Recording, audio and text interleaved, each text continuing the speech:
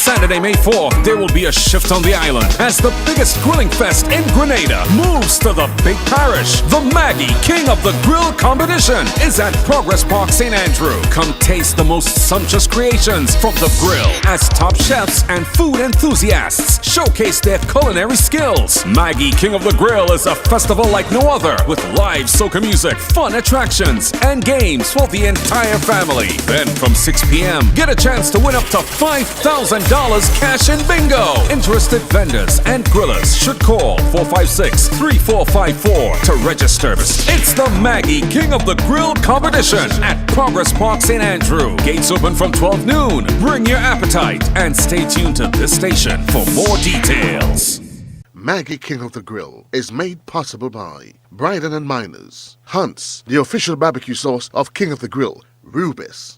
Get Rubis, get going. Independence Agencies, agents for Swiss products. Grenada Paper Product, Grenada Bottling Company Limited, and Waggy Tea Rental and Sounds. The privilege of sampling the Golden Jubilee edition of the limited edition spice rum from the Grenada distillers, and I must say it's something that you should try. It is authentically Grenadian, but from the flavors to the aromas to the overall taste, the blend is great. It's light, it's golden like the Golden Jubilee, and I think you can make any collector's shelves anywhere in the world. Hats off to the Grenada distillers.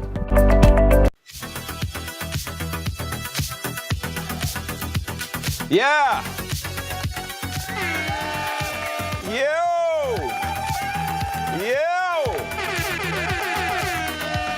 Right along live, welcome to the ride, welcome to Thursday. What? Nah, man. Thursday already? Is it really Thursday? Is it Thursday already? It seems like just the other day was Monday. Let me check my calendar, Jed. Damn right, it's Thursday. Wow. All right then, welcome to Thursday on the ride. Kathleen, I see you. Everybody share the thing. Lydia, Wago. Yeah. Yo. All right, guys, everybody share the program. It's an interesting Thursday, guys. Interesting Thursday. We have a lot to talk about, and we have what we call the A-team. Yeah, we have the A-team. Because this topic is necessary. It may not be the sexiest topic, right? But it's necessary to talk about, to discuss. Corinne McQueen, how are you? Let me share this and put it up on my page. Tag a few friends. Let me do it right now. You good? Nice. Guys, we're still having that problem with Facebook. Facebook's just having a little situation right now where they're not sending out notification to our followers because of a claim of our recommendation have been somehow challenged. That's all I'm going to say about that. But we're working on fixing it. They were working on fixing it, so they want, in order for most of you to get, or most of our followers to get notification, you have to, send it out yourself. We have to do the work ourselves because they say, give them a couple days. So let me do it, guys. Let me do it. Share it. Share it. Let me share it on this page right now. Right there. All right, good to go. Yes. Karen Archibald, how you doing? Yeah, guys, let me tell you. Facebook is a mess when you're ready, yeah? I tell you guys that. Facebook is a mess when you're ready. So, you know that I was telling you guys that one of our videos, that interview that I did with Mr. Hamlet Mark just a few days ago, which was a great interview, great conversation. For some reason, guys, Facebook said that show went against their community standard or whatever. And because of that, they are holding up our recommendation. They usually send out their notification and recommendation to people to check out the program. They're not doing that because something is challenged. There's something that they say is now been challenged in that program. So they asked us to delete the program, which unfortunately we had to. But they haven't done their part as yet to fix or rectify that problem. So until then,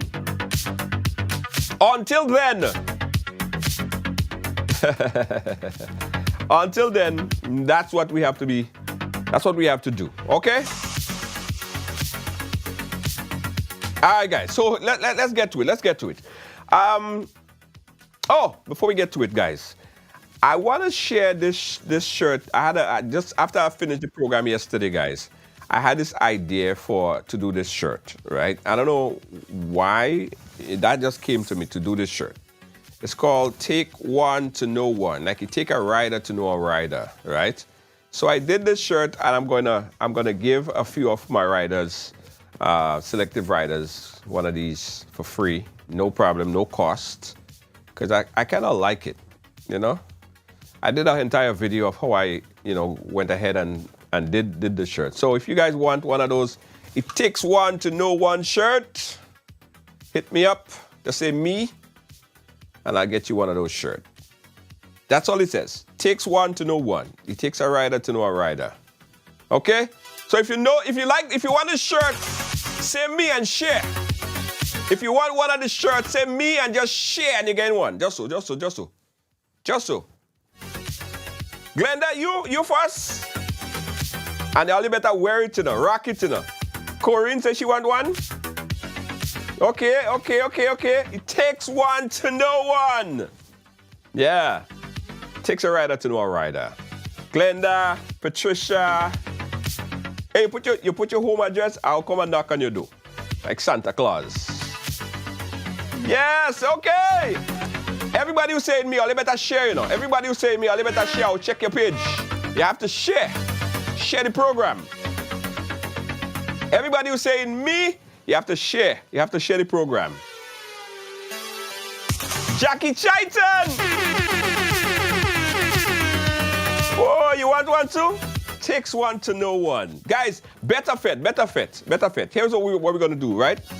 Because, listen, we are rocking over Versace or nothing like that. If you have an idea for a t-shirt, because we have the print shop right there, I'll do some complimentary shirt. Just tell me what's on your mind, what you want to put on your shirt, and if you want to put that, I'll put it, no problem. But if you want to put anything else, any other nice little saying, I'll do one up for you and send it off for you as well. Okay? All right, we got a deal? We got a deal? All right. Lydia, all right, okay, good. Let's make sure you share. Okay, and don't forget, guys, if you're in Grenada, we also launched our print shop in Grenada. That's right inside of the Ride Excursion, so you could get your t-shirt, any kind of shirt you want, you could get it done in Grenada as well. Walk into the kiosk and get that done quickly. For the kids that's going to the final assembly, you can get your t-shirt there printed as well. Blank t-shirts also available in Grenada as well. Instaprint inside of the Ride Excursion kiosk booth. Okay, let's move on, guys. So I got a call last week, right, from a young man who took part in our small business. What is it? The day that we was promoting small business and entrepreneurship. So he called me and he said, George, I have a story for you. Here's the problem that I'm having. This brother was incarcerated for whatever crime he committed, right? He spent, I think was 10 or so years, or whichever length of time he spent in jail.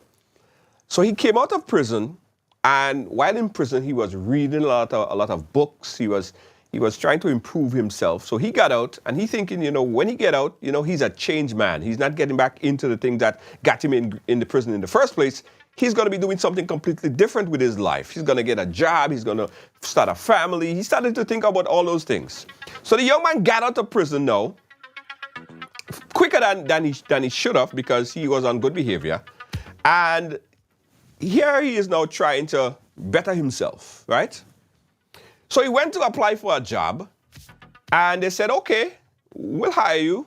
Bring your police report and everything, so we'll sort you out. They were in the final stage of signing off on his application, waiting the police report.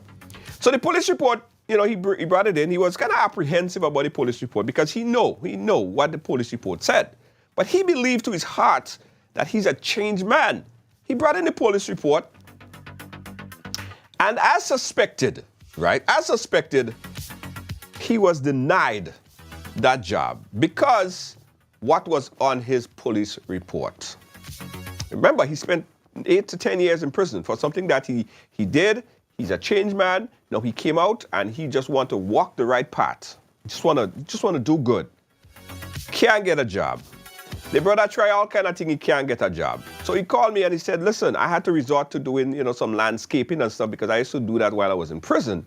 But nobody would hire me. Nobody would want to give me a job. What should I do?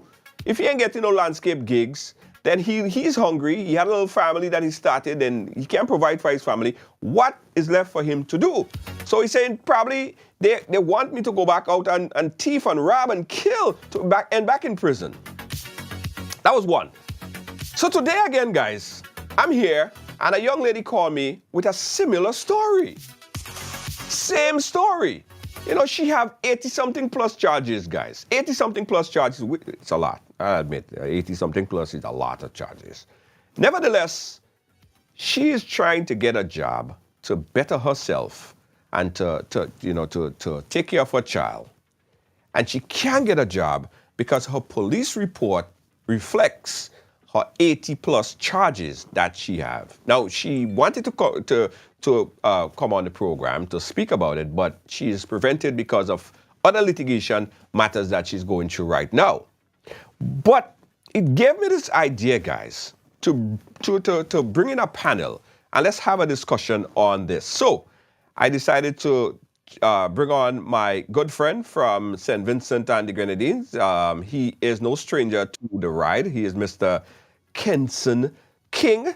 Of course, you know Kenson King. He is family to the ride, and he has a lot of experience in these matters. He was a prison officer at one point in time, and he's right now a social media commentator. Well, a whole lot more than a social media commentator. He's a controversial commentator out there in St. Vincent and the Grenadines, always doing a great job and wearing many, many hats. So he's there with us, going to give us some more information on his perspective on that.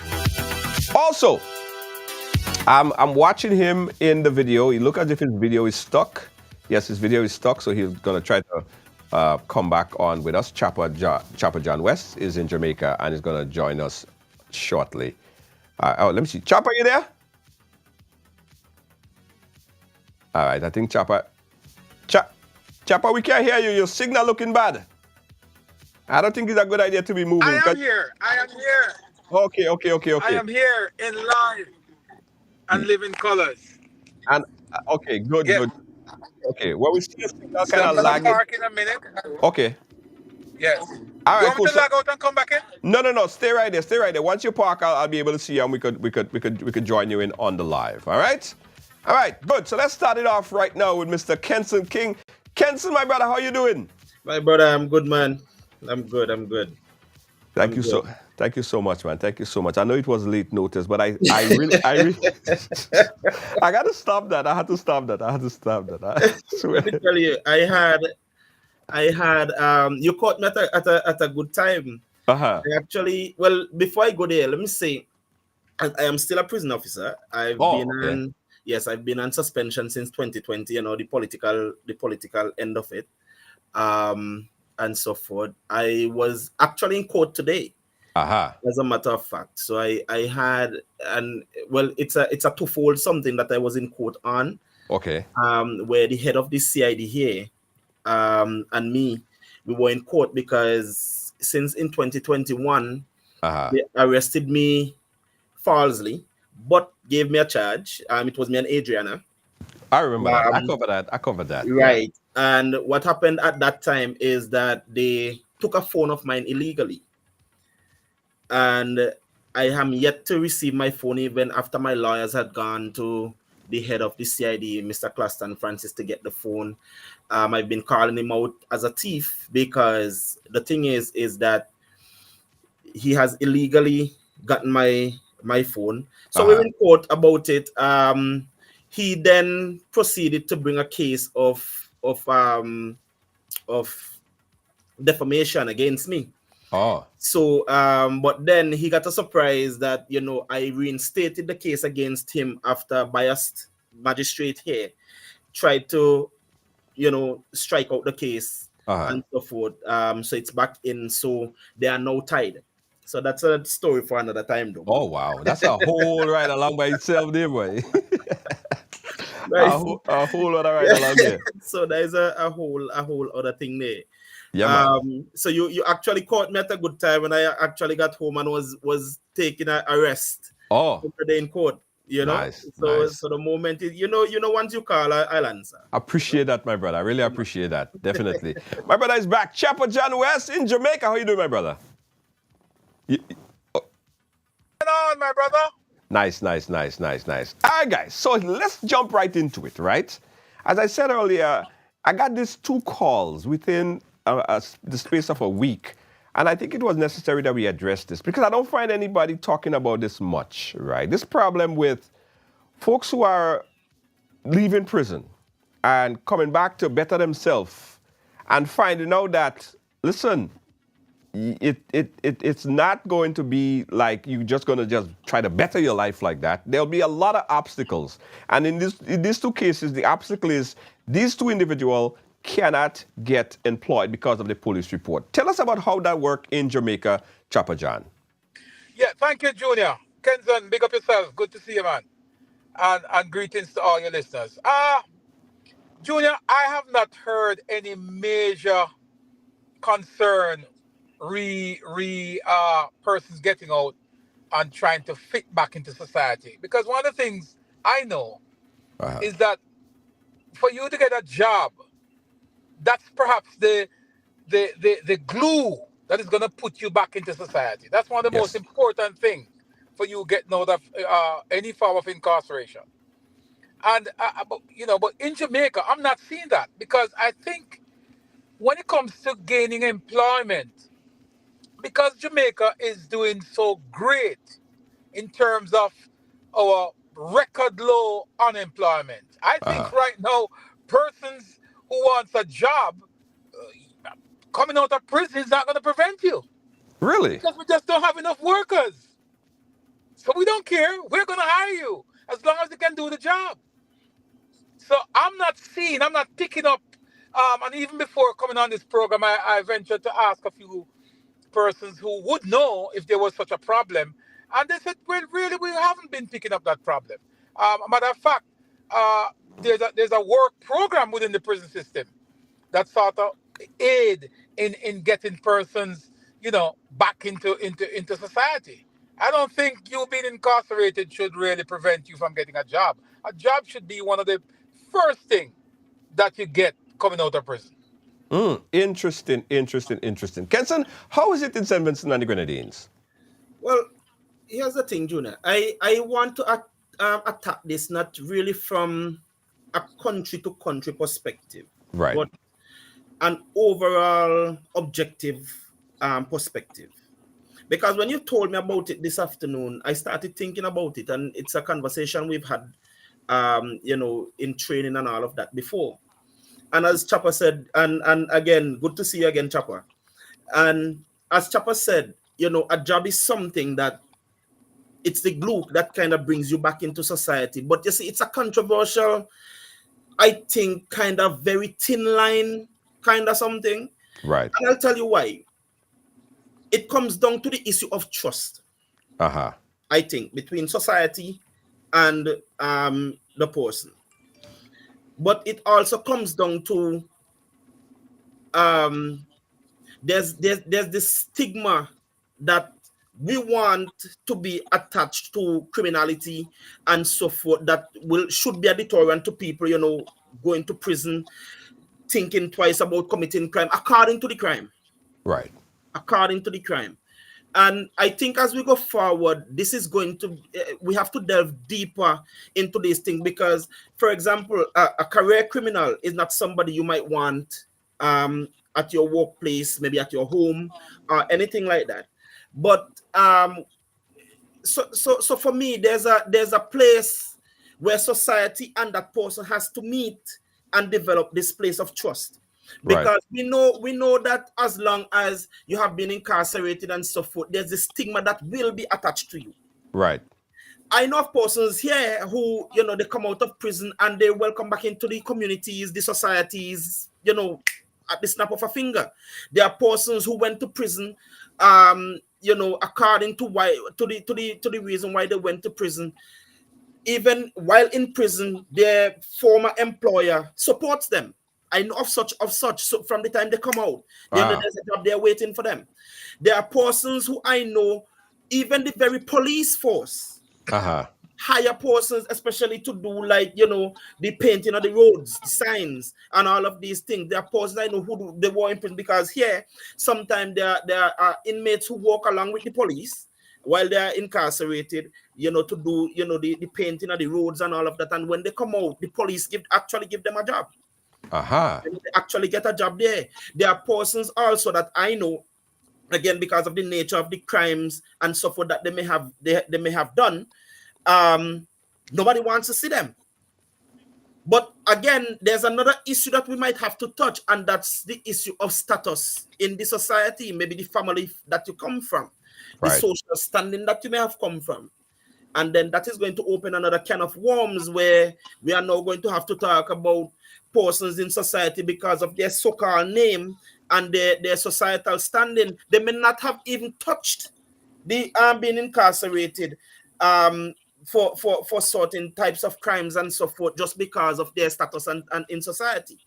So I think this is going to be a real sticky one. Yeah, in fact, it is. Here is the problem, because it's a double-edged sword, right? Because for me, as an employer, right, if someone come to me and they were charged with, say, with stealing large sums of money, right, I certainly may be very apprehensive about hiring them to manage my kiosks, right? But I may want to employ them to do a construction job, because it doesn't really, you know, they're not handling money. So there is ways that I think that you could work with it. But this person saying that they can't find a job, even if they're going to get a job to cut people lawn. That's what they're saying. Even to cut people grass. They're saying that they're asking for a police report to be employed. And once you come back with that police report, it is just a null and void. We're not going to hire you because of what your police report says. Yeah, and that is somewhat of the problem. I think we have become somewhat of a unforgiving society at times. Right. Because, you know, there are these cases, and again, Junior, that's why I said it's like you walking a tightrope. Yeah. Because you may want to trust someone, you know, as society, but can you? And again, this is where I think transparency and being forthright plays a part. Because if you know, again, you might have come out of prison, like, for example, the young man you're talking about, let's say there are persons who didn't know, maybe time has gone so far that people didn't even realize or remember that he might have been incarcerated. Is he somebody who is forthcoming enough to say, you know what, I've been to prison, I've made a mistake here, and I'm trying to, you know, refit into society. I've seen the error of my ways. I've changed my way, my you know, my outlook. I now have a family I'm trying to support. I want to go the right way. I think majority of society may look on that and want to give, you know, a chance. Right. Again, we walk in a tightrope, because you just mentioned, let's say somebody may have been a thief. Yeah. Or let's say somebody may have been a robber. How do you know? Because, you know, they're saying, you know, once bitten, twice shy. Yeah. So if I know that this is who you are, how are you going to make me be able to trust you to give you that chance? Right. Right. So I don't even think that any of this is fault of anyone, whether society or the person per se. Right. I think it comes down to outlook. I think it comes down to most of our trust. Yeah. Choppa, talk about the rehabilitation in prison in Jamaica. I'm happy you mentioned that, Junior, because that was exactly where I was gonna go.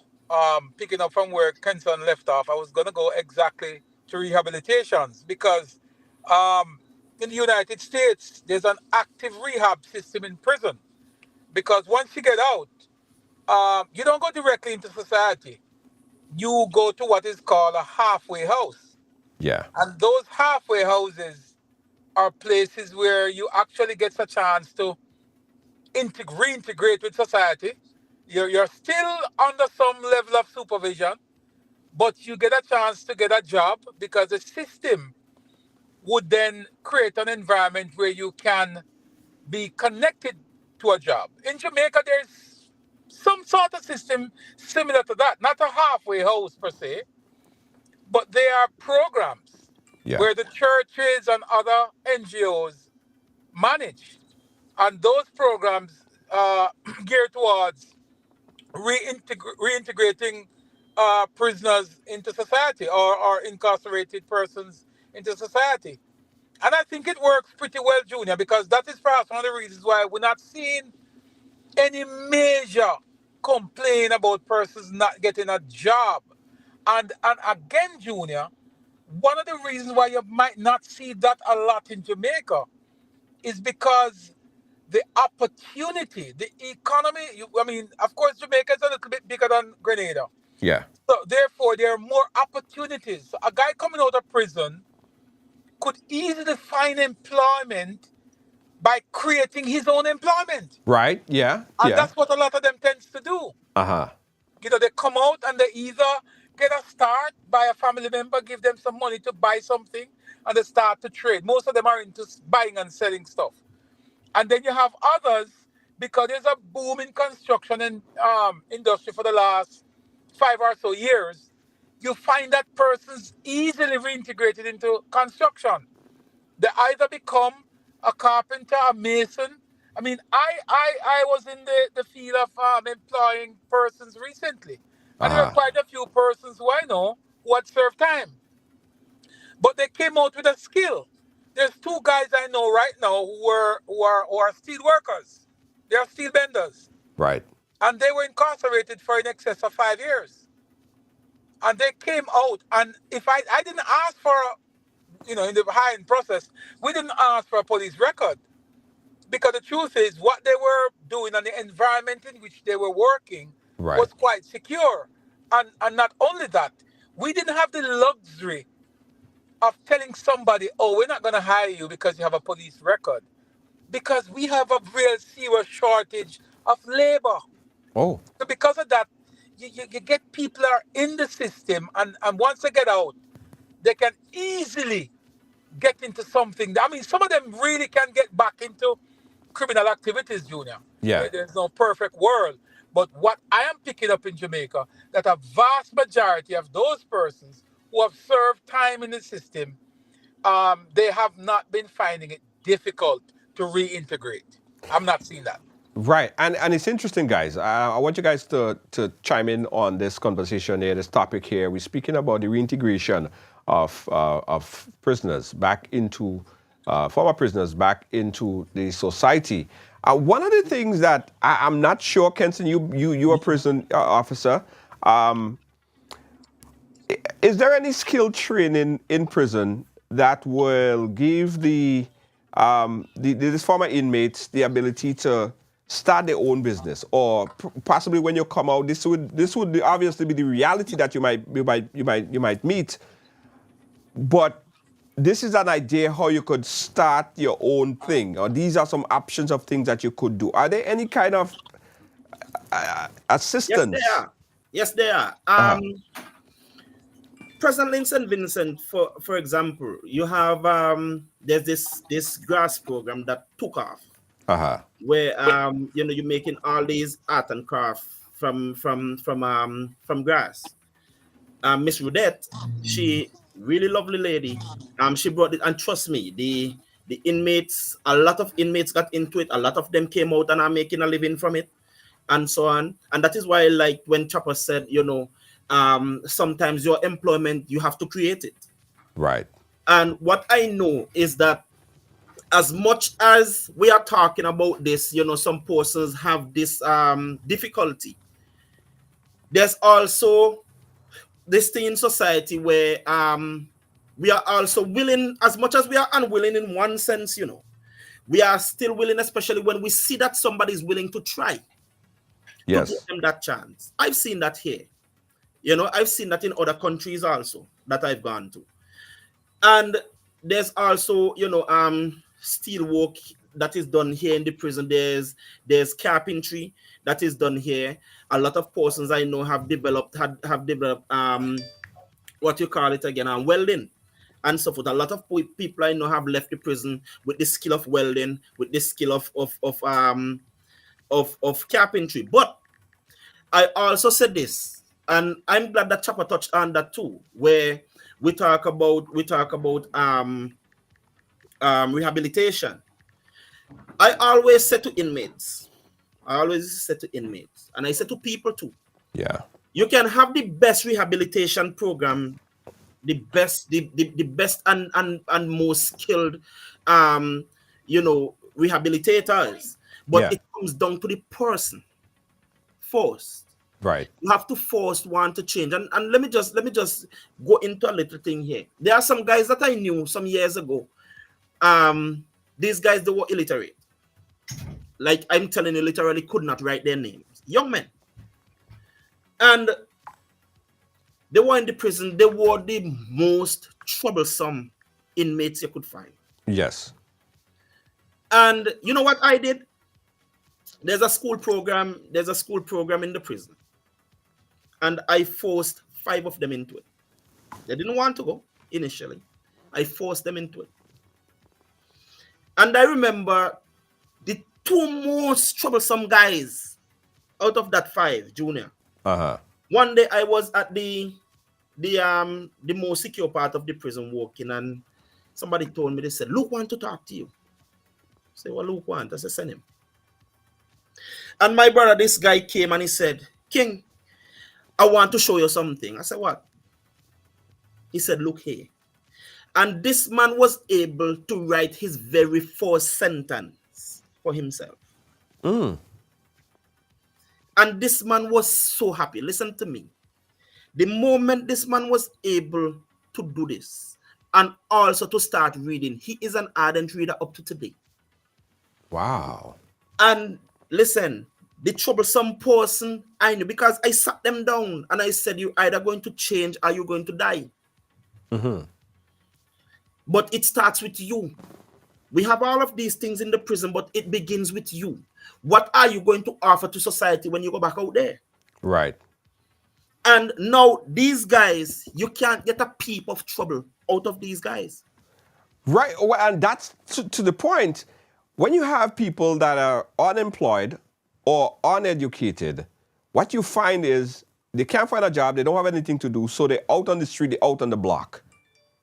And that ignorance that they put up is just a defense mechanism, I think.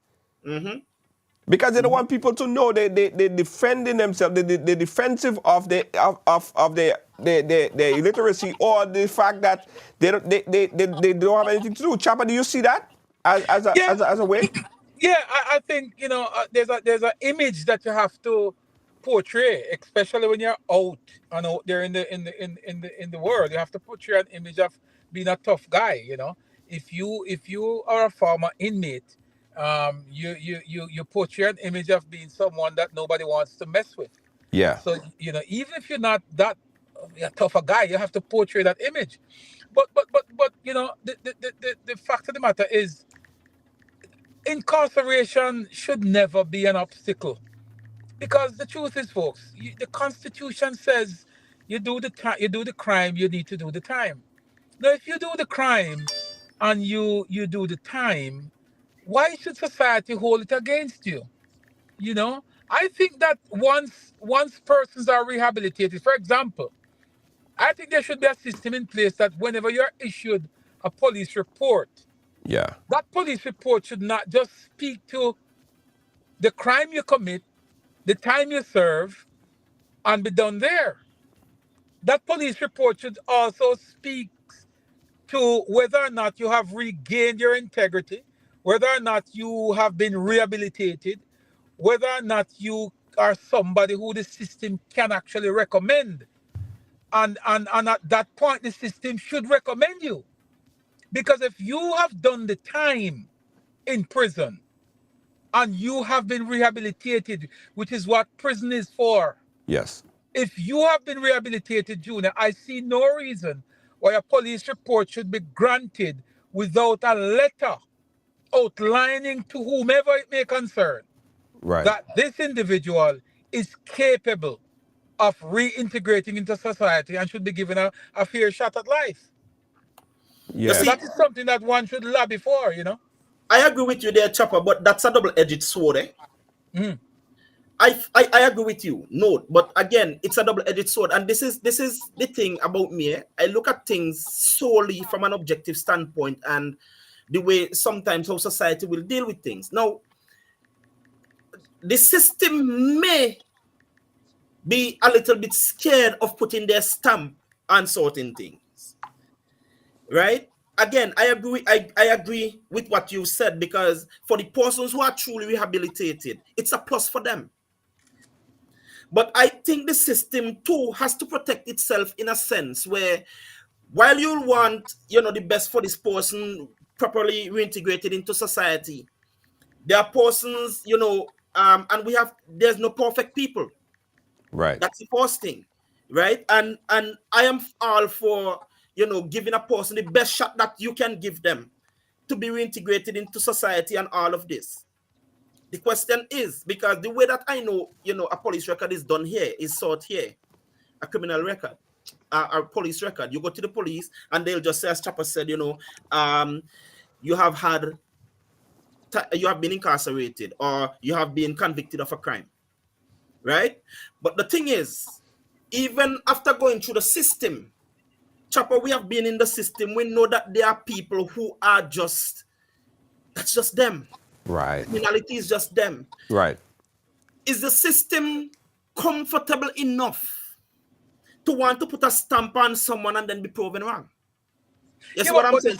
The system must be willing to actually run that risk. I agree. Kenson. I agree. Because if you're going to let him out, remember the onus is on you to punish this guy and rehabilitate this guy. Yes. If this guy is not rehabilitated, then you should say so. But if you believe that he's rehabilitated, you should also say so. And remember, even if he or she is rehabilitated, we all know people are human. And you can only recommend a person, Junior, based on what you know about that individual, Kenson. Agreed. Right. So if the person go out there and do something wayward, that's not who you recommend. You recommend the person based on what you know. So if the police would say, I am recommending this guy because he's been through certain programs in the prison, and I believe, based on our assessment, he's good to go. No. If he go out there in society and make a mess of that recommendation, then the onus is going to be on him. I don't think society should blame the prison, because the prison is recommending him based on what they know. You see why I said earlier, it comes down to the person. Yes. So yes. After all, no matter what you do, no matter the programs that you put them through, it comes down to that person. And for rehabilitation to take place, and it's something that I've had to embrace in my own line of duty. It's that no matter, and I've said it before, no matter the process that you have, it comes down to the person first wanting to be rehabilitated, seeing the importance of being rehabilitated and allowing themselves to go through that process. Just like when you have a matter in the court, especially the High Court, right, where you have to do basically something like an integrity check to you have this report that will come from the prison, from the community, to say this is a character report about the person. Now, I think Choppa, what should happen, as you said, yes, let the prison put something out there, but then here's the kicker. The other part of this that I think is the biggest kicker: human nature. Because I might be the tough and something, and just because I'm incarcerated, I'm stressed. We know how it can be on a person inside of the prison. There are times I know I've had to pull people, good people, men who may have just made one mistake and they ended up in the prison. I've had to pull them and say, man, look, pull yourself together. Because yes, I know you're frustrated. I know you're frustrated. And every officer is not going to be understanding in that you're frustrated and making his job hard, or you creating problems in the prison. This is not basically who you are.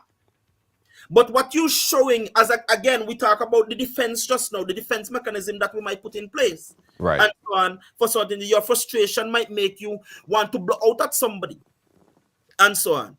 But you may have gone through maybe refused to go through a program because you're that frustrated, but it's not who you are. Right. And then you might get a bad rap from the prison. The prison say, you know what?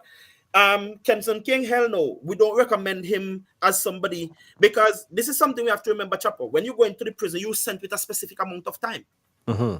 And so the prison cannot hold you past that specific amount of time.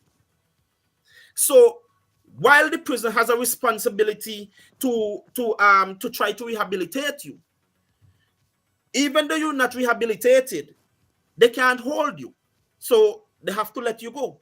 Now, let's say again, this person, let's bring this person into play who is frustrated because, you know, they're arrested and, you know, they mentally, they can't really take it. And so their mechanism of coping is to blow out, to be this bad dog, you know, and so forth. But he's really a softie. And when he comes out, he's somebody who definitely can work with someone and reintegrate into society, because, you know, that freedom brings that freedom of mind and so forth and so on. So I think while it's good, we have to also consider that, you know, the recommendations and so forth, somebody might get a bad recommendation while being a good person. Yeah. You know, I wanna touch on this because someone sent me a note here, and they said, in a lot of countries and in a lot of states, even here in the United States, prison is kind of like a business, right? Oh, yeah. There are people That's a business. Big business. They own Big private prisons. Oh, yeah. So someone that owns private prisons, he wants you to be incarcerated. They want you to. Well, the American prison system, we know that's how it's set up. Oh, yes. yeah. It's for profit. Yeah. So that is why the littlest thing that you do, they're willing to send it to the prison. Yes.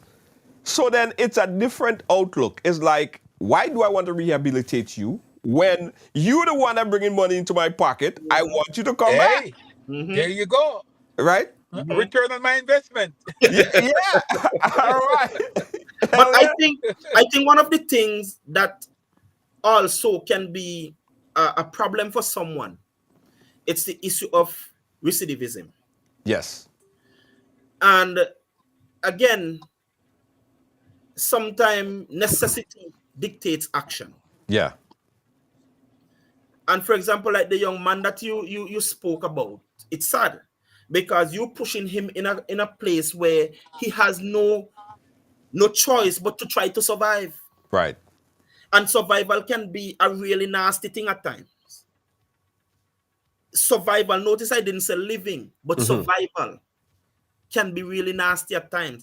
For example, here in St. Vincent, and I'm going to go on something that is really passionate for me, that sometimes I get too passionate, so stop me. You see, this issue of marijuana, it's a serious problem for me, and I'll tell you why. Right now in St. Vincent, for me, the government is treating cocaine and those dealing with cocaine better than a person who may have been caught with some weed. While, listen, you have persons being caught with cocaine just as recent as last week. They're placed on bail. With cocaine? Cocaine with guns and ammunition and put on bail. Oh. And you have persons, listen, as I told you, this is something, it gets me heated, because you have laws being passed in this country legalizing marijuana for the government and their cronies. the higher ups. Marijuana is legal for them. They could smoke it. They have their legal places that they can go and sit back and relax with it. But you have the poor man out here who is trying to make a living. You're incarcerating him, not a criminal, you know. Not somebody who is going about and killing and stealing and robbing, but somebody who is trying to eke out a living. As a matter of fact, the marijuana industry for years was the underground economy of this country. Well, yeah. And this is something that the politicians done for years. They were trying to see how they could get into it. You know the sad part about this is that the very Minister of Finance and the very Prime Minister praised our marijuana farmers here when they wanted to pass the law. Because now they added medical to marijuana. Right. To make it legal for them. But somehow it's just marijuana when it comes to the everyday man. Right? Now the same spliff that a man will sell for $3 to try to because most of the people, there are persons that I know, and that is why I don't go hard on them. It was just their way of living. It was their way of providing for a family. There are many Vincentians now working in offices, some of them in politics, that the very marijuana sent them to school and college and gave them a life. And so now the very persons who you said you're not going to send them to jail, you'll give them a card, you'll do all of these things. Now you take these very people, the very Prime Minister that we have here, you know, he made a statement some years ago where he said he will hunt the very marijuana farmers until they exist no more. But then you turned around when you wanted to pass a law to protect you and yours. Not the very marijuana farmer who was out there hiding in the bush, shedding blood and tears to build this very marijuana industry that we have here, that you bragged that they have over 40 and 50 years of experience in producing the best marijuana in the Caribbean. But these people know sometimes a person might be caught with a pound. And you'll see where I'm going with this, you know. Yeah. Because the very politician and those in society, remember what I was talking about when I started here? They're protected with the very same marijuana that the small man is going to prison with to get a record. Sorry if I'm shouting because it's something that is very I know you're passionate about it, but here is a problem that I have with marijuana, right? Well, with the whole arrested and locking up people for marijuana. First and foremost, whenever the RGPF send out any bulletin about anyone getting caught with marijuana and arrested, I usually don't post it on the platform anymore, because what happens is they lock up this person and treat them like hardened criminals, and then they take the weed and burn it. They bring it over. I mean, however they burn it, they get rid of it. So they say, right? Some of them steal it too. Yeah. But do you know that that's $1 billion industry in Canada? Oh, like they could sell it to Canada. They probably did. Well, here's the thing, Junior. We have a so-called marijuana industry here. Legal, right? Ask the government, after they send one shipment of, I think it was 100 pounds or something like that. I can't remember if it was Honduras or one of those European countries, to check it to see that it's good weed and whatever. Ask them when last they shipped a shipment of so-called medical marijuana from here to overseas. All of the marijuana farms that they have here, legal. Where's the weed going? And there's a reason why I bring this up, you know.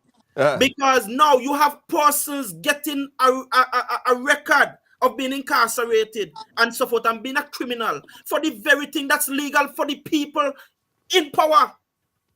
Yeah. And now you have persons unable to get a job because of a criminal record, unable to sometimes travel overseas because they have a criminal record, and so on. You know what I mean? When all of these things could have been avoided. Yeah. But one thing I know, and Choppa, I want you to touch on how it's handled in Jamaica, right? But even in the US, there is a two sort approach in terms of marijuana. Although you could go down to the store and in the smoke shops and buy whatever, what's the extract from marijuana? Right, you could get the extract, right, in any one of the smoke stores, smoke shops, or whatever. But, however, if, say, a federal officer came into New York, or they had a federal sting in New York, they could lock you up under federal charges for having marijuana, which is legal in the state of New York. Yeah.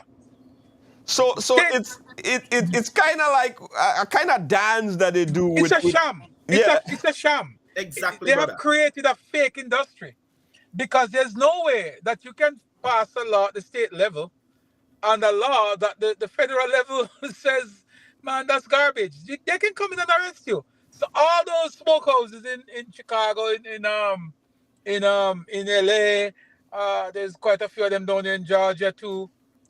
They don't mean nothing.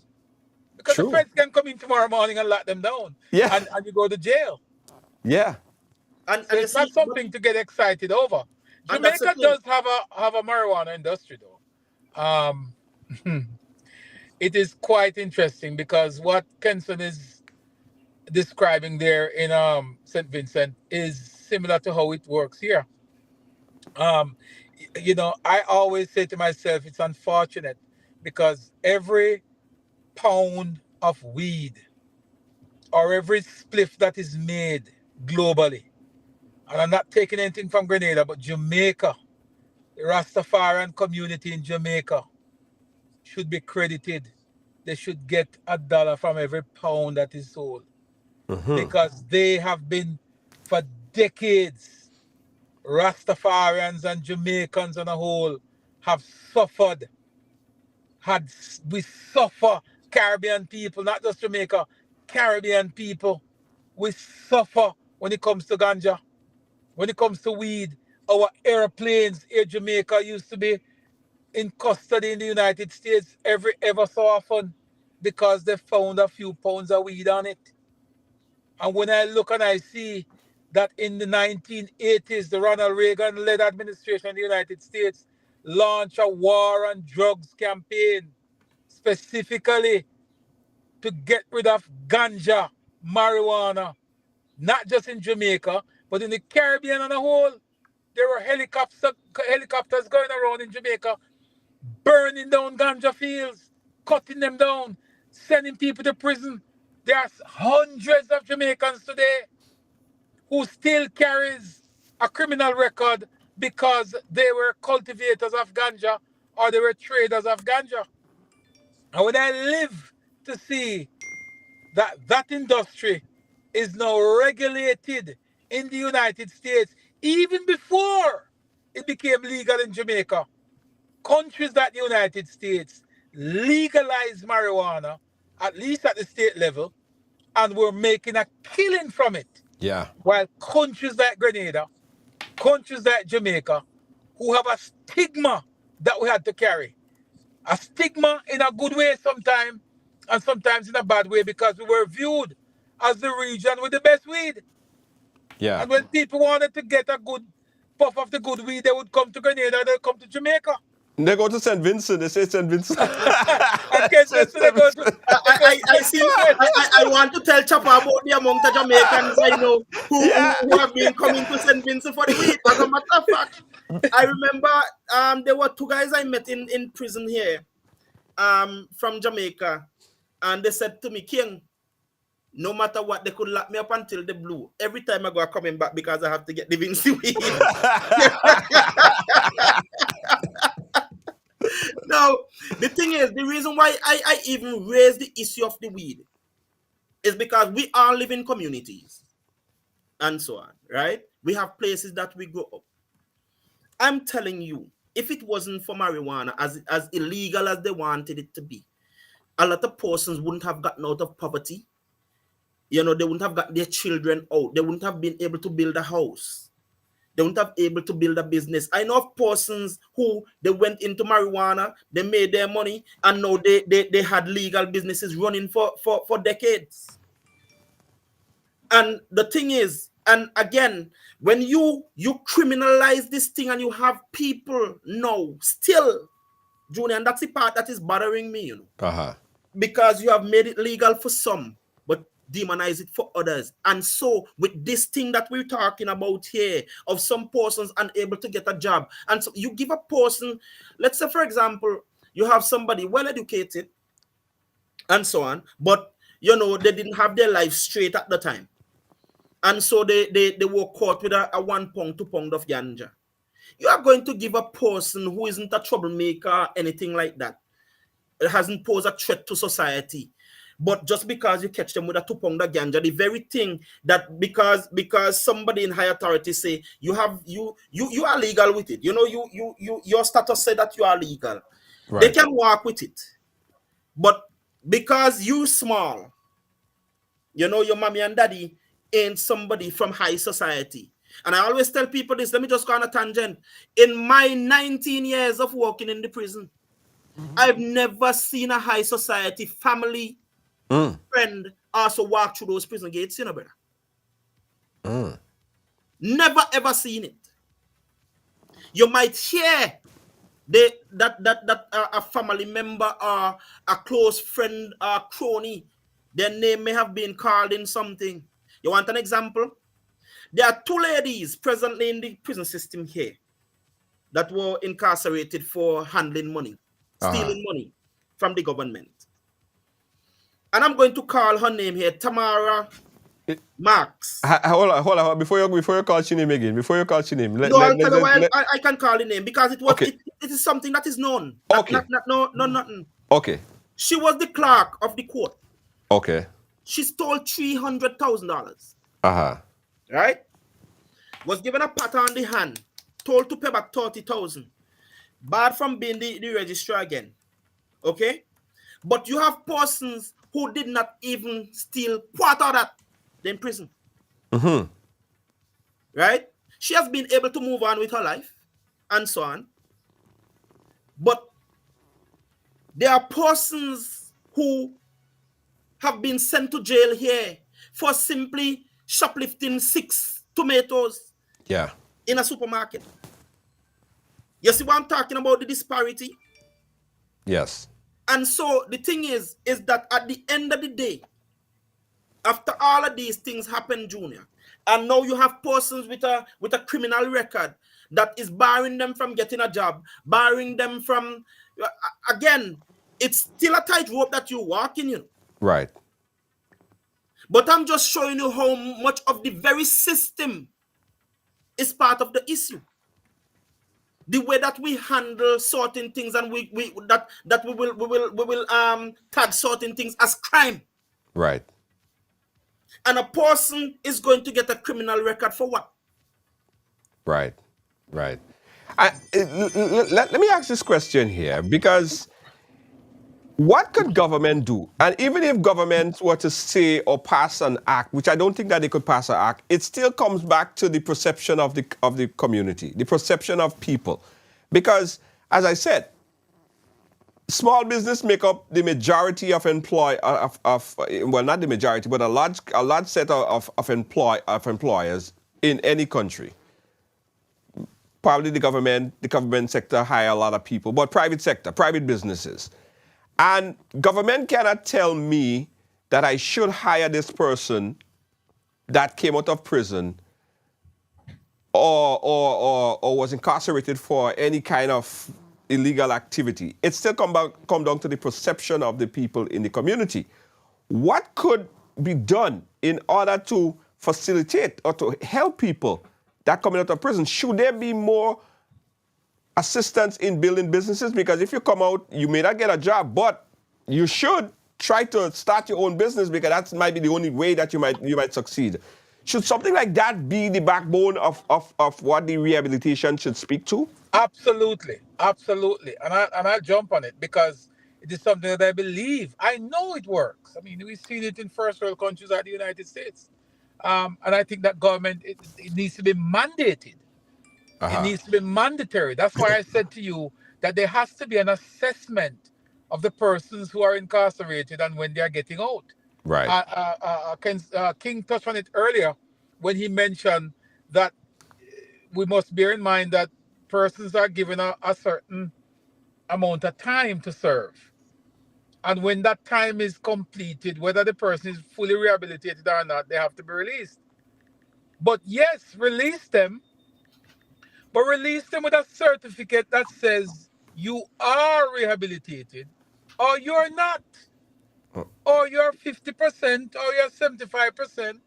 So at least the small businessman who is hiring this individual has something to look at and say, but the prison system is saying to me that while this guy went in for simply larceny, he has been fully rehabilitated. He has participated in 10 programs, and the 10 programs would have brought him to this level. He would have gained his GED. He would have since then gotten a degree. So he's worthy of being reintegrated into society. In Jamaica, the Heart Trust NTA, which is the country's largest skills training institution, which is free. And they do have a prison system with Heart as well, where Heart goes into the prison. Uh-huh. And those persons who participate in all the other activities, such as welding, carpentry, masonry, upholstery, tailoring, Heart goes into the prison and certify them there. And a Heart certificate now is recognized globally. So it is programs like these that you want in the prison system. And when persons go through these programs, get qualified, get certified, and if they're going to be released, the government have a responsibility to not just give them a what you call it, King, a police report that says how many the crime they commit and the time they serve. That report at the top of it should emphasize whether or not you are rehabilitated. It should talk about your qualifications, and it should talk about where you are and how you should be integrated into society. That is I where I fully think agree. government has a role to play. I fully agree with you, Choppa. And as you mentioned, that Heart program, I think it's something that could be or should be implemented, I think, across the Caribbean, especially. Let's start there. Because here you are able to have a professional assessment Yeah. of a person and where they are, as you said, in their path to rehabilitation. Now, the thing is, again, for me, the main issue is trust. It comes down to trust. So when a person get and there's something that I'm glad you mentioned there, that your report, there should be a report on you that says, this person, I think this person may be 50% rehabilitated from where they came in, or 60%, and we recommend some more work with this person or whatever, and liable to be able to work in an area and so forth, so we can do that. But possibly keep an eye on this person is somebody who is fully rehabilitated, so we trust that this is a person that you can give free rein, that kind of something. Give that kind of professional outlook on a person, to give the employer, society, and the community that comfort in knowing that, okay, this person is a person we can definitely trust in full. This person is a person, but we still have to kind of keep an eye on just a little bit. And you said something there, Junior, where for me, yes, again, it comes back to sometimes you might have to be the person to hire yourself. Yes. But the thing is, I know, for example, in St. Vincent, our communities, maybe not the entire society, but the communities, they embrace their own. Right. Right? And according to the type of person people knew you as before you went in, will dictate whether or not your rehabilitation has nothing to do with this. True. At the community level. It is going to be, we know you as bad. Listen to me. You could rehabilitate all you want, you're bad. At the community level. Or they know that you this type of person, they're still going to embrace you. As I said before, there are employers that I know at the community level, at a higher level, who, no matter what, let's say, Junior does, they're holding a job for Junior because Junior is a good workman. Right. Junior's criminality and Junior's incarceration don't have anything to do with them, you know. They know, boy, Junior is a good welder. Here's something, Junior, come out, we put him back, Junior, to weld. Well, yeah. You know? Yeah. So I think it comes down to that community level, and also the status of the type of person you were even before you went to prison. Yeah. While we're watching this, I'm showing a video on the side there, and that was a recent visit that I paid to His Majesty's prison in Grenada, and it was an eye-opening experience for me, if I should say so. You see, a lot of the guys that's there with the like this guy that's carrying the bag and a few others, they're actual prisoners, right? They're actual prisoners. They're integrated into, like, even this guy that's walking into the camera there, he's a prisoner too. He's an orderly. And they have been given like different levels of access where some of them could, you know, go in certain places and don't have to be locked up for X amount of period of time, while others have to be locked up for X amount of period of time. Like a lot of them, I was shocked to see that these guys were actual prisoners, right? So it seems to me that there is some kind of level of integration where they are coming back, bringing them, depend on the behavior, right? If you have good behavior, then you have this amount of access. You could do this, you could do that, you could do that. Get closer and closer to you becoming a better rehabilitated person. And I don't know if that is the standard of all prisons, but I was shocked. Like a lot of the guys that's walking around and cooking and cleaning and all of that stuff, they are prisoners. They are prisoners. Is that how it is in St. Vincent and the Grenadines as well? Yes. Yes.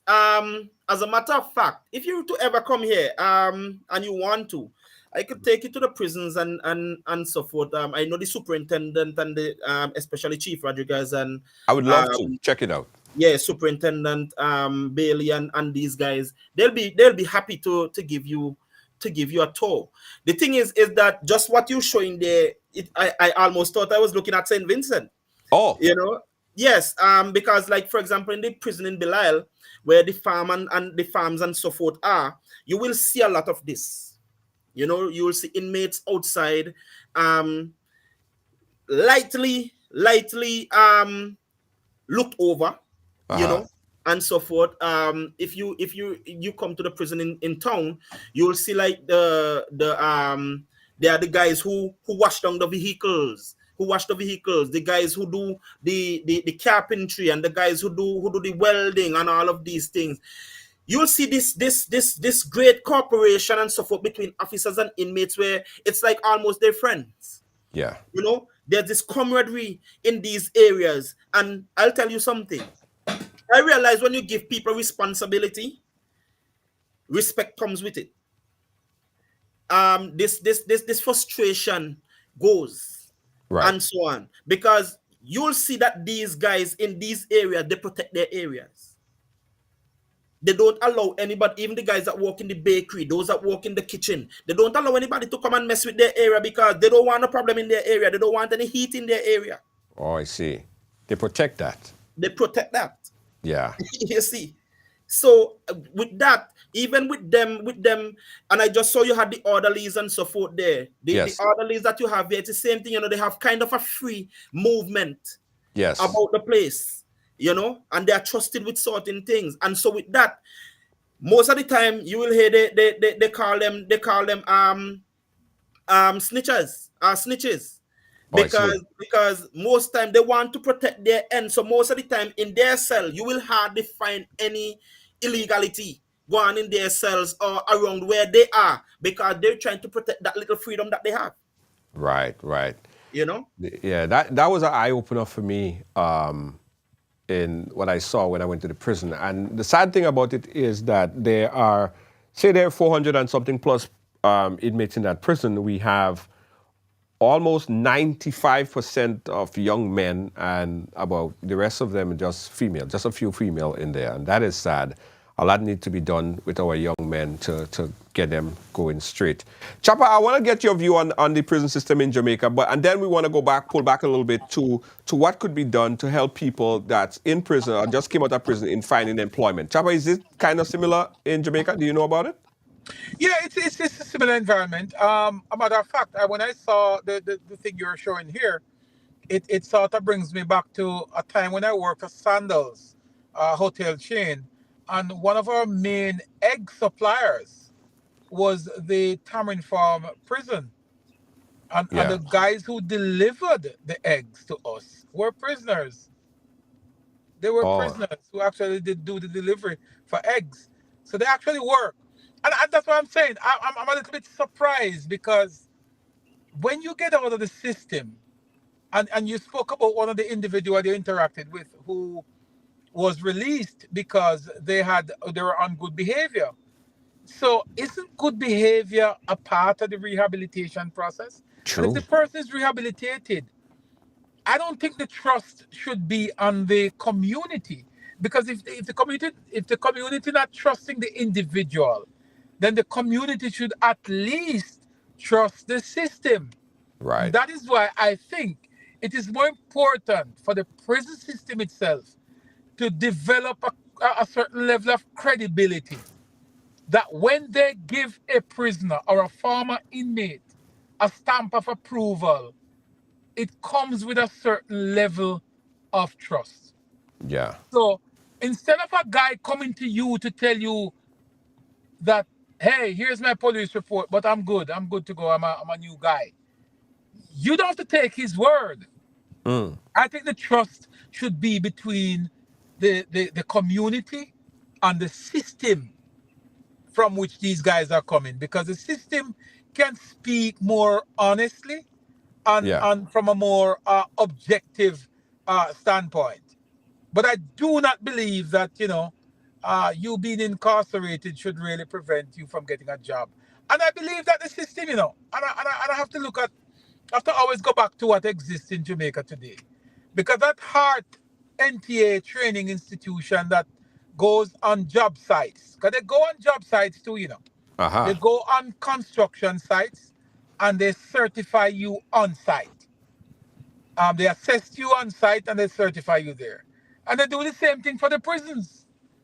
But the Heart Trust NTA here not only certifies you, you're given an incentive for being certified. In other words, there are programs now, Junior, and we might need to do a whole show on this, where we can talk about some of the initiatives that exist, King, in Jamaica, where you're actually paid to go to Heart. And when you're finished, when you're certified, you're getting a grant to buy tools to start. Well, that's a great rehabilitation. That is a great rehabilitation program. You're getting $50,000 towards, let's say you're a carpenter and you need to buy your first handsaw and your chisel and whatever, your hammer and your little carrying bag or whatever. You get 50 grand towards that. Nice. No, you can't beat that. That's good. Because you're getting an opportunity to get out there and start a life. Yes. So we crossed that time. We always go over time, and I promise that I wouldn't go too much over time today, guys. So the advice for the folks who are in this position right now, this young man that I spoke to, that is going through this problem right now, this young lady that I spoke to, that obviously she needs a job and she can't get a job because she have that police report, 80 plus charges. What advice do you have for them, King? Well, before I get to the advice part, let me just agree with Choppa on two things that he has said there, which is one, the incentive, very important. And, because there must be, give me a reason to want to change. Right. And I fully agree with that, Choppa. Fully. And number two, let the community trust the system. I love those two things that you have said there. Let the system make itself so trustworthy that the community can trust the system. So I'm going to hold on to those two things, Choppa. Now, as to what these two persons can do, I think one, it's to speak to the prison. First and foremost. And get some form of, I'm going to use the word accreditation. Right. From the prison system to say, listen, because they can do that. They can do that on an individual basis, because I've seen it happen before. You go to the prisons and you say, you know what, I've been trying to get a job, and this is the issue. Can you afford me that trust to give me something to say to people that I've gone through the system. You have seen my journey. You have seen my progress. And so can you give me something that I can take to an employer or whomever to back up that, I've gone through the system, but I'm a changed man. Right. You know what I mean? And that you can trust me enough to put your stamp of approval on me to say that I have been rehabilitated. That is a good idea. So all is not lost. No. These people, this young man and this young lady you recommended, which I think is a brilliant idea. Go back and get some kind of letter, some kind of recommendation that you could then take to whoever. I mean, they may still ask for your police report, but somebody could read that cover letter, read that recommendation and say, okay, I understand. As an amendment to the police report, here the prison saying that you were you came out a much better person than you went in. And I think that is a great idea. I hope that those two individuals are watching right now and they do just that. But this, and I'll tell you this before you move on from it. There are inmates presently here in St. Vincent. Yes. I, Kenson King here, will give my stamp of approval with my eyes closed because of who I know the persons to be. Right. Good. We have a caller on the line. Let me see if I can take this call. Caller, you're live. Where are you calling us from? Hello? Yeah, hi. Are you hearing me? Good night, Junior. Hey. And good night to Choppa and good night to Kenson. Doug, this sounds like Doug. And I listened to you say something, Junior, and I have to agree with you a lot. And I would like to ask you guys a question, if they could answer quickly because of time. You have more, the majority of the people, like you said, Junior, 400 and something inmates, and a handful is women, and most of them is young men. Yes. And that is all over the region. Yes. All over the region, you have that. It's not just in those few countries who is on air now. It's all over the region. And it has to be something that society can do to make a difference in these young men's life before they make it into the prison system.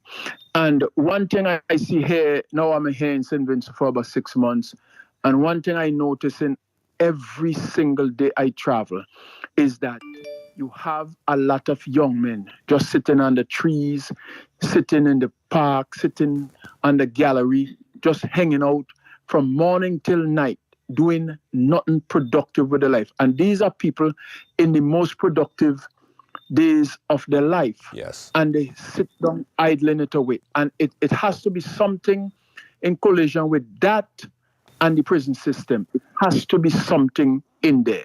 And it has to be a way I would like to hear from these people who have more knowledge than me in the system that we can do to guide these people in a different direction. I'll hang up and I'll listen off. Thank you so much, my brother, Doug. Yeah? Yeah, great point there. And as Kenson said and as Choppa said as well, I think that amendment to the police report, in other words, shouldn't be the be-all and end-all in terms of a person's qualification or experience or recovery process after prison. There should be an addition to it. And I love the fact where Kenson said that go to the prison, get that letter of recommendation, and forward that to your employer. I myself, as an employer in the island, if someone came to me and they showed me a police report that speak to their past history, and I could see that they went through a process, and they whatever qualification that they added in the years, and they have not been doing XYZ over that period of time, I would definitely be in a position to hire. I feel like I'd be in a position to hire that person based on those recommendations. And for the young lady who called me today, this is what I think you should do. Great advice, Mr. King. Choppa, any last words? Because Yeah, and just to add to that police report amendments that I think that's where we need to go, is also to look at creating your own employment. I think that's perhaps one of the best things to do. Is to look at some niche markets, look at some areas that you can actually create employment for yourself. Because most prisoners or most ex-prisoners, ex-inmates, they usually do well in creating employment for themselves. And you just have to find a niche. You remember, you have committed yourself. In the first place, you would have created that environment and created that whole situation on yourself. So the onus is also on you to undo it. Yes.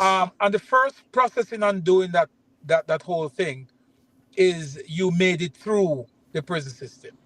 And by virtue of that, you have started on the journey now of reintegration.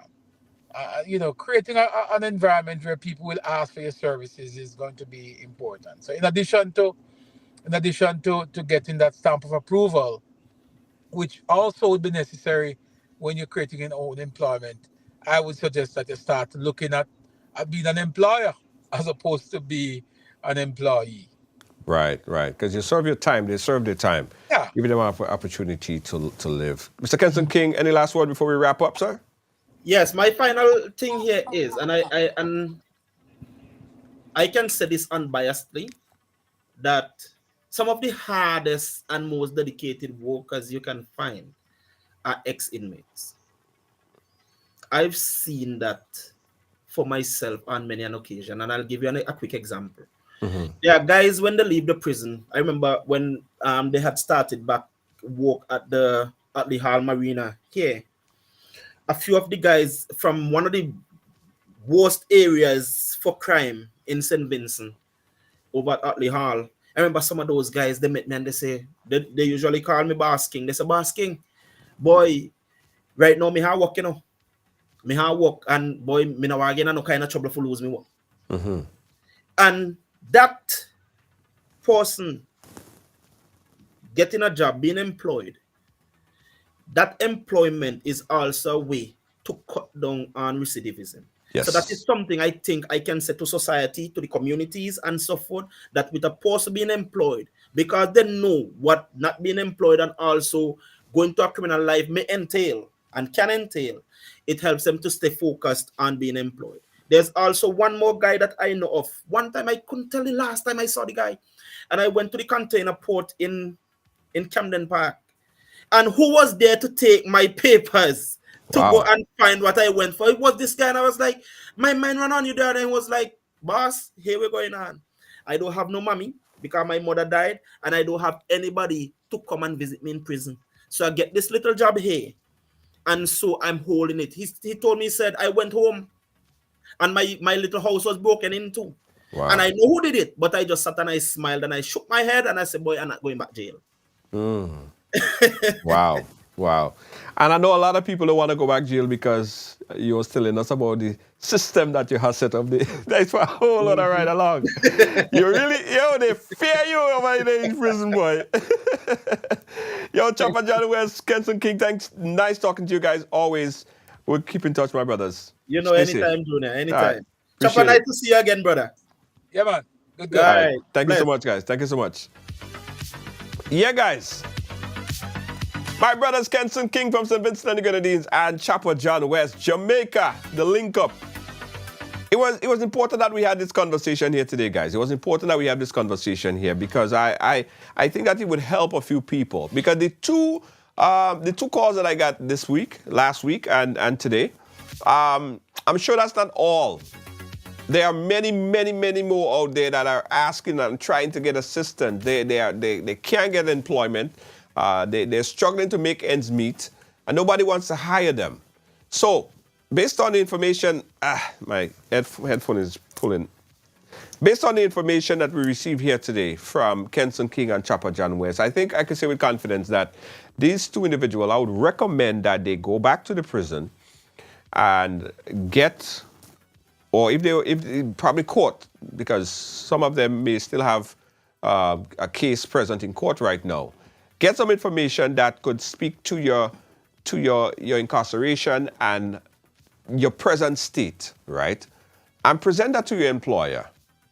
And I would be in a position, me as an employer myself, I would give a person a second chance, a second opportunity, right?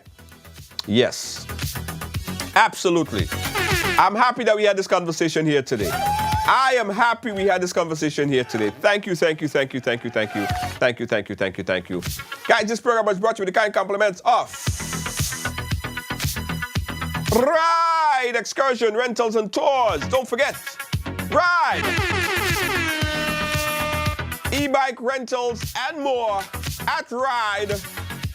Give Ride a call at 473-422-1011. At 473-422-1011. Book a ride, e-bike. Guys, you don't even have to paddle it.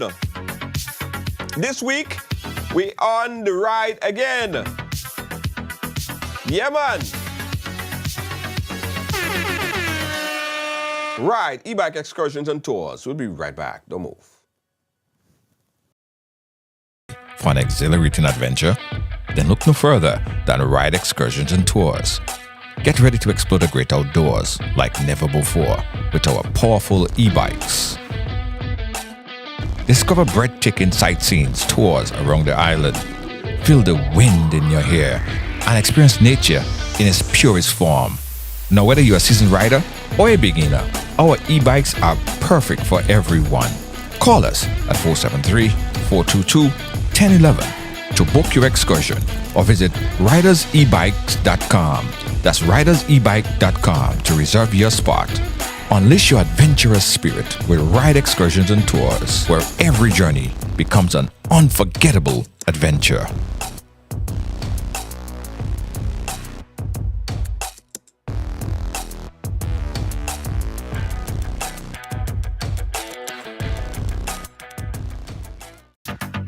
Yeah, right, e-bike excursions and tours. Guys, you need some t-shirts printed? Yeah, you need some t-shirts printed? Yeah, you gotta call the professional at it. It's Instaprint. Yeah, guys, Instaprint like Instagram. Get your t-shirt printed quickly. They say what in an hour or less, you know. You walk in, you walk out, t-shirt. Boom. 2 locations in Grenada.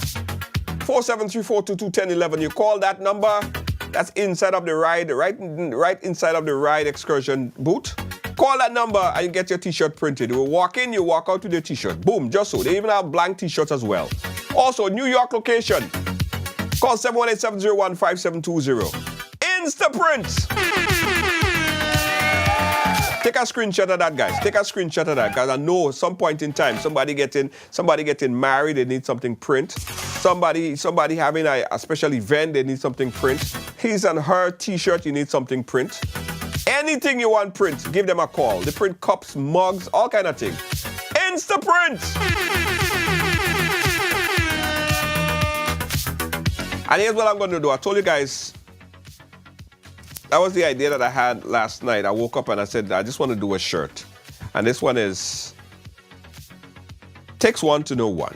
This is just my idea, right? But you have ideas too. So if you have some ideas, this is what I'm going to do. I'm going to give 10 t-shirts. You could get this, or you could give me any phrase that you want. Any phrase that you want, right? It could be this. It could be anything. And I'm going to give the first 10 persons who send me that information. You have to be watching, you have to be tagging, but you also have to send me your information, what you want to print on your shirt. Specifically, just tell me what you want on your shirt. The first 10 people, right? The first 10 that inbox to the Ride Along inbox, first 10 would get a free Free, absolutely free. You just have to take care of your shipping. If you had to ship out wherever, you just take care of your shipping. That might be $2 or so. But we cover in your shirt, we printing it, everything for you, and we're sending it off to you. And you can put whatever you want on it. You could put this, or you could put whatever you want on it. Anything. All right? Okay. All right. Instaprints. Instant. As you wink, you print. As you wink, you print. T-shirts. We even have customized phone cases, guys. Customized phone case. We're offering that service as well. So you have your phone case and you want to put a customized picture of your darling, your sweetheart, whatever. We have customized phone cases as well. Right. And Instaprint.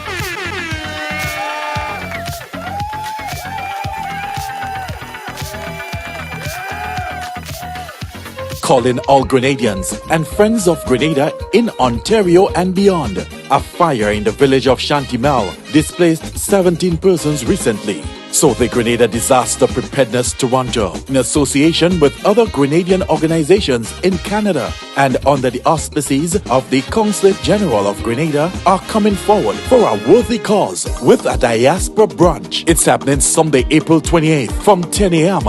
at the JCA Center, 995 Arrow Road, North York. And it comes with all the goodies: bake, saltfish, Tanya log, cocoa tea, Morby, you name it, will be on sale. Entry is absolutely free, but we are kindly requesting a donation of $20 via tickets at the door, collection boxes at the venue, and elsewhere. Any amount. Also, e-transfer for donors needing tax credit sent to ghaf.toronto@gmail.com. For more info, call Unison at 416-856-3663. Wayne at 416-451-8605. Mansfield at 519-500-5716. Or the Consulate at 416-595-1343. Sunday, April 28th. It's for a worthy cause. On Saturday, May 4th, there will be a shift on the island as the biggest grilling fest in Grenada moves to the big parish. The Maggie King of the Grill competition is at Progress Park, St. Andrew. Come taste the most sumptuous creations from the grill as top chefs and food enthusiasts showcase their culinary skills. Maggie King of the Grill is a festival like no other, with live soca music, fun attractions, and games for the entire family. Then from 6 p.m., get a chance to win up to $5,000 cash in bingo. Interested vendors and grillers should call 456-3454 to register. It's the Maggie King of the Grill competition at Progress Park, St. Andrew. Gates open from 12 noon. Bring your appetite and stay tuned to this station for more details. Maggie King of the Privilege of sampling the Golden Jubilee edition of the limited edition spice rum from the Grenada distillers, and I must say it's something that you should try. It is authentically Grenadian, but from the flavors to the aromas to the overall taste, the blend is great. It's light, it's golden like the Golden Jubilee, and I think you can make any collector's shelves anywhere in the world. Hats off to the Grenada distillers.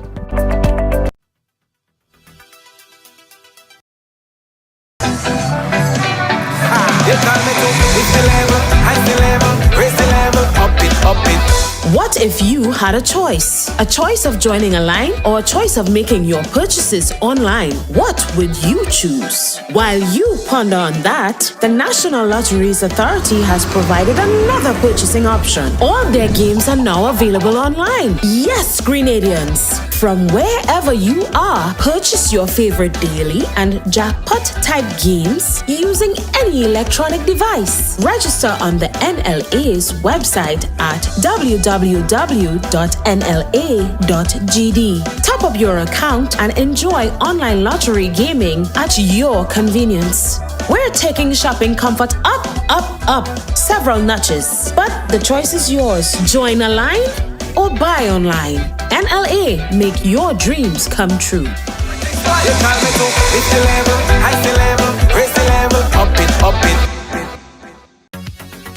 Yeah.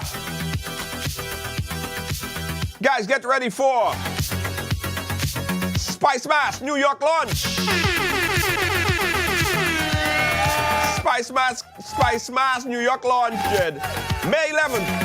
Eldon Place, 1130 Linwood Street, Brooklyn, New York. Early bird tickets, guys, $40, regular $50. This will be a spectacular event. Lava Man, Boise, Tall Pre, Specky, Randy, Superstar, Super Flying Flint, Scholar. Watch, boy, watch. This is going to be a mad event.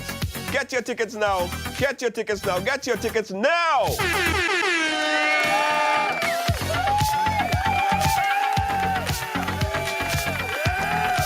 Hey, big up the Soul Vibes Radio. Big up yourself, my brother. Hey!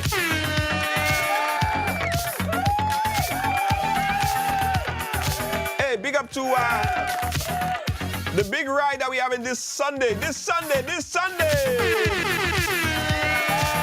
Ride excursion. Let's ride. Let us ride. Book your ride tomorrow, guys. Go into the kiosk and book your ride tomorrow. Sunset City, we coming. Yeah, man. Real vibes. Ride, excursion, rentals, and tours. Guys, don't forget, if you're looking for a t-shirt, you're looking for blank t-shirts, you could get it right inside the Instaprint kiosk or the Ride kiosk get Instaprint in there. Instantly printing. Open your eye, walk in, walk out, boom, print it, done. Again, 2 locations. New York, 718-701-5720. Grenada, 473-422-1011. Call right now. Save the number.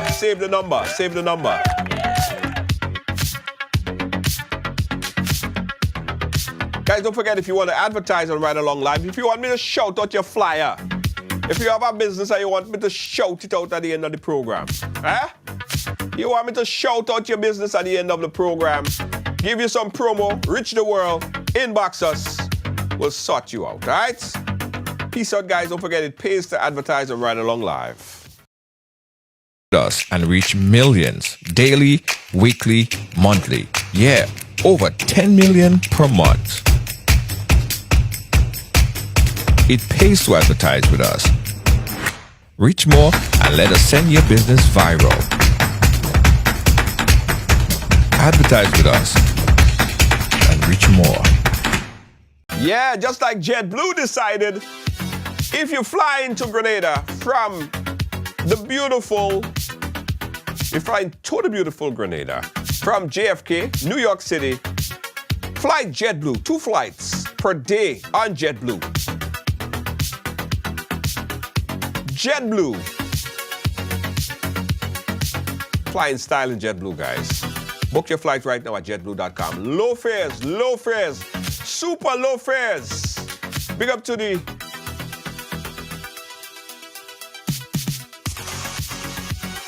GTA for doing such a great job in promoting Grenada and making all these new arrivals, these people hearing about Grenada, coming into Grenada and making it more accessible.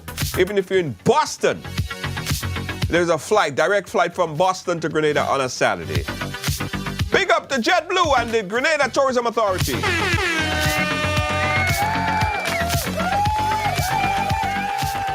Hey, you have a Fire Stick? Yeah, a Fire Stick. Download the Ride Along app. You won't regret it. See you guys later. This is my time. Takes one to know one. See you guys tomorrow. Peace out. Tomorrow is trivia. See you guys in trivia tomorrow. Bye-bye.